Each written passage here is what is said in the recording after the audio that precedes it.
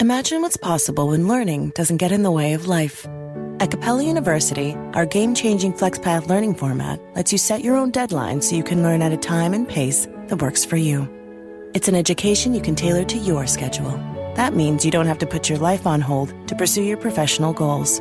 Instead, enjoy learning your way and earn your degree without missing a beat. A different future is closer than you think with Capella University. Learn more at capella.edu.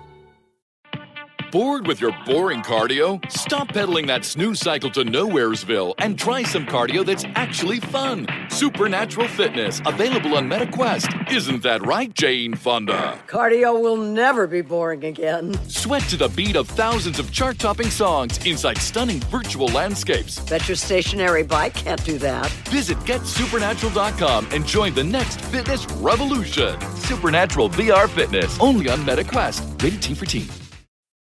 This is Optimal Relationships Daily. Health and Happy Couples, The Michelangelo Effect, by Dr. Diana Kirschner of loveinninetydays.com. The mental health of happy couples. Ever wonder whether there is better overall health in happy couples, or whether there is better psychological and physical health in happy couples compared with unhappy partners? Let's first start with depression, because it affects about 20 million adults in the U.S. alone, and is therefore one of the most common diseases. The bad news here is that women are twice as likely as men to suffer from depression. Depression is correlated very highly with other markers of mental health. Researchers using data from the largest national studies ever done found that marriage reduces the blues in both men and women. Here's the skinny. 1.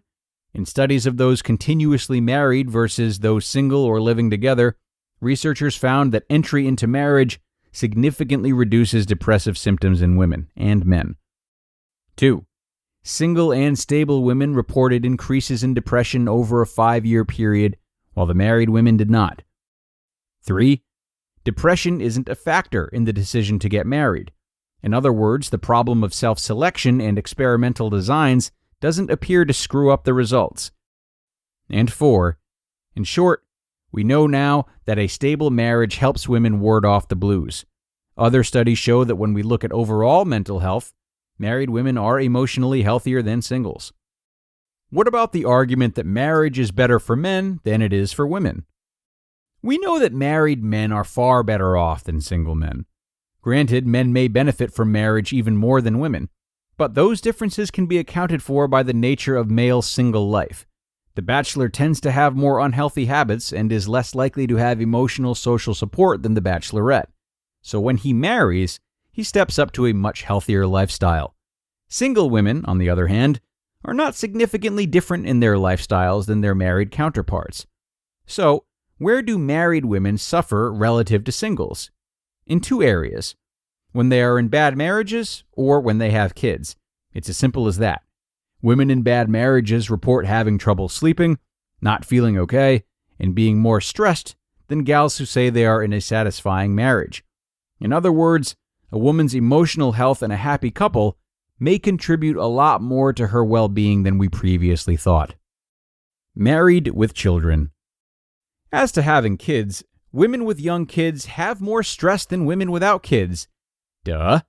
Oh, and they feel they have no time for themselves, for self-care taking, so they report more stress. Duh.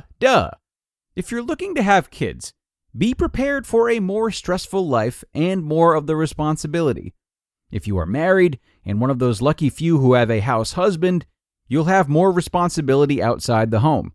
Then you'll have the privilege of feeling guilty about being a bad mom. There's no winning here, ladies. Stress comes along with young kids and teenagers. If you're a single mother with kids, countless studies have shown that your stress level is much higher than marrieds with kids or singles with no kids. Nonetheless, here's the bottom line. Contrary to myth, being in a happy couple tends to be emotionally uplifting for women. It reduces depression and improves overall mental health. Does it help men even more? Yeah, but what woman didn't know that? The physical health of happy couples. I think the key to understanding some of the conflicting research on marriage, health, and happiness is the variable of marital satisfaction. Many studies simply did not measure marital happiness as part of their experiments or surveys. Of those that did, here's the overview. Bad or unsatisfactory marriages may contribute to health and psychological problems. Being in a happy couple may protect a woman from certain diseases or help her to recover faster if she does get ill. We can't go into all of the studies, so here are a few. A study of long-term marriages in which the partners were unhappy showed that women more than men were likely to suffer from high blood pressure and obesity. Other studies showed that poor marital quality correlated to depression, worsened physical health, poor sleep, and metabolic problems. Yet, I believe that singles with strong social support are almost as satisfied as married women in good relationships. That's because social support and love are probably the key drivers behind the physical and emotional health of happy couples and singles. Women in happy couples. In comparison studies, women in happy couples had the least atherosclerosis in their arteries and lived much longer if they did have heart disease. They had fewer doctor visits, lower blood pressure than singles or women in unhappy marriages. Studies of long-term couples showed that they report fewer headaches and back pain. Happy couples healed twice as fast from flesh wounds than those who demonstrated hostility toward one another. In fMRI studies of the brain, men and women in long-term marriages showed activation in the areas of the brain associated with dopamine. In other words, happy couples lit up the passion centers as if they were newlyweds. There is no question, then, that the social support of a loving partner contributes to the overall health and happy couples.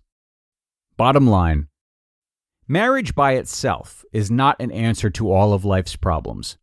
On the other hand, not only is there greater physical and emotional health in happy couples, but recent studies have found other positive effects.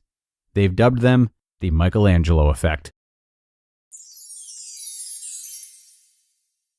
You just listened to the post titled, Health in Happy Couples, The Michelangelo Effect, by Dr. Diana Kirschner of lovein90days.com. The Apple Watch Series 10 is here. It has the biggest display ever. It's also the thinnest Apple Watch ever, making it even more comfortable on your wrist, whether you're running, swimming, or sleeping. And it's the fastest charging Apple Watch, getting you 8 hours of charge in just 15 minutes. The Apple Watch Series 10. Available for the first time in glossy jet black aluminum. Compared to previous generations, iPhone XS or later required. Charge time and actual results will vary. Bored with your boring cardio? Stop pedaling that snooze cycle to Nowheresville and try some cardio that's actually fun. Supernatural fitness, available on MetaQuest. Isn't that right, Jane Fonda? Cardio will never be boring again. Sweat to the beat of thousands of chart-topping songs inside stunning virtual landscapes. Bet your stationary bike can't do that. Visit GetSupernatural.com and join the next fitness revolution. Supernatural VR Fitness, only on MetaQuest. Rated T for Teen. At Sierra, you'll always find apparel, footwear, and gear for 20 to 60% less than department and specialty store prices. But right now, it's clearance time, so you can save even more on everything you need to get active and outside. Visit your local Sierra store today. And many thanks to Dr. Diana for informing us once again, though I can't say that this post is terribly surprising. Love, affection, and closeness in relationships are so imperative to our health as it is, but also the emphasis that we put on them, simply due to the narrative surrounding them and our cultural impressions of them, causes them to be even more significant parts of how we identify ourselves, and therefore what causes how we feel about ourselves, our impressions of ourselves. And because of the strong connection between body and mind, we'll worry ourselves sick over something we've been taught is important. Doesn't matter if it actually is or not. But relationships are. They're how we've always survived, and they're even more romanticized in how we talk about them. So, yes, they are critical to our health, top to bottom. And while this shouldn't encourage anyone to settle or marry just for the sake of marrying, and it shouldn't stress anyone out for not having found the right person, it should at least inspire us to foster relationships with those who we are naturally close with, like family and friends. So, thanks to Dr. Diana for that article, and thank you for being here, everybody.